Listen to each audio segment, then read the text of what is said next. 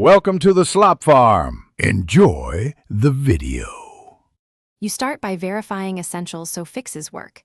Make sure your phone OS and Google Maps are updated, because outdated builds cause many errors. Once done, toggle Wi-Fi and mobile data, or briefly enable airplane mode to force a network refresh.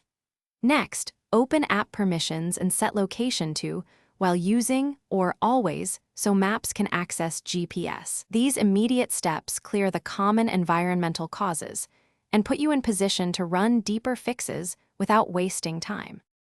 You now perform the middle, more detailed actions that resolve persistent issues. Force stop Google Maps and clear the cache to remove corrupt temporary files.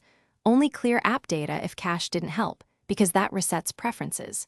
Then reset network settings to rebuild Wi-Fi, cellular, and VPN configurations. If you use an external GPS, toggle Bluetooth or repair the device.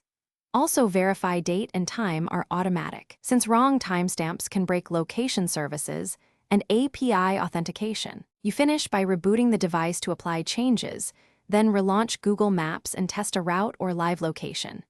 If problems persist, uninstall and reinstall the app, then sign back and so settings refresh properly. Finally, if navigation still fails, enable location accuracy, high accuracy mode, or boot into safe mode to check for interfering third-party apps. This single troubleshooting tip often reveals conflicts without further disruption, letting you pinpoint and resolve the root cause quickly. Thanks for watching.